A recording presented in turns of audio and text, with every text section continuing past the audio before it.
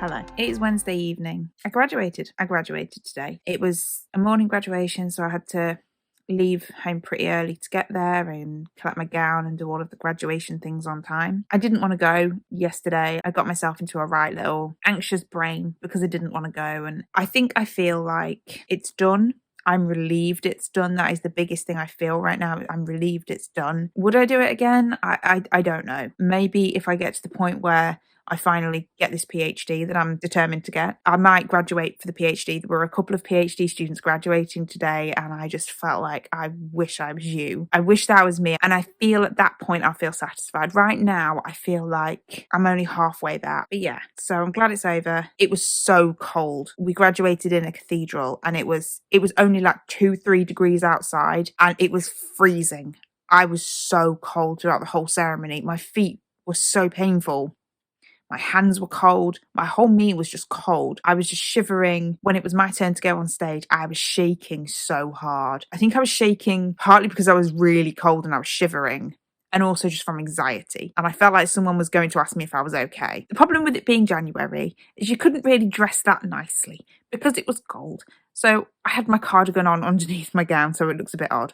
But it's fine. I'm just waiting now for my certificate to arrive, because you don't get given your certificate at the ceremony, which I think is stupid. I think you should get your certificate at the ceremony. But I feel like that would make a better point to the ceremony. I am proud of myself because I went out standing in the ceremony cathedral hall. It just reminded me of being in assembly at school. And I just thought the little girl who stood and sat in assemblies at school would be amazed at where I am. And I'm only halfway done. And that's something to be proud of, even though I struggle to feel that. I can hopefully now get it out of my head and move on to other things and get back to writing, because that's what's important to me right now, is writing this book.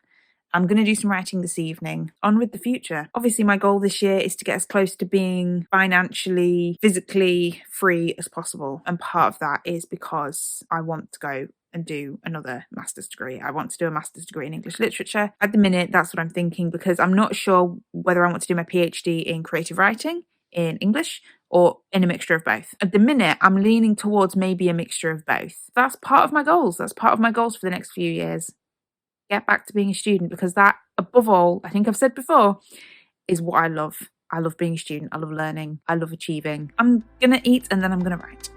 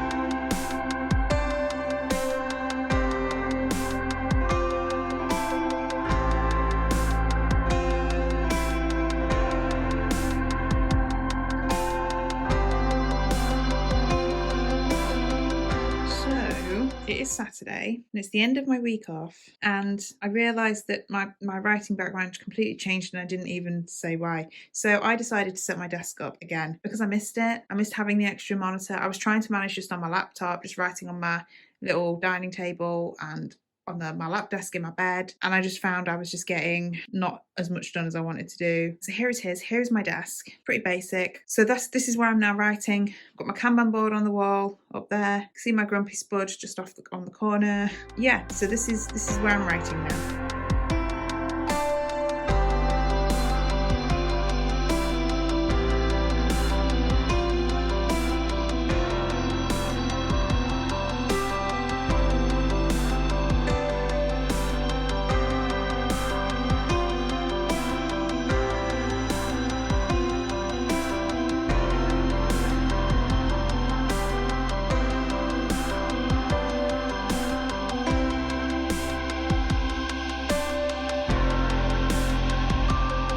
Thursday evening. I guess I just wanted to quickly wrap up the vlog. I'm currently at just over 65,000 words. I've still got about an hour of writing to do tonight, and then I need to edit this vlog and get it up and scheduled for in the morning. Overall, this week has been relatively successful.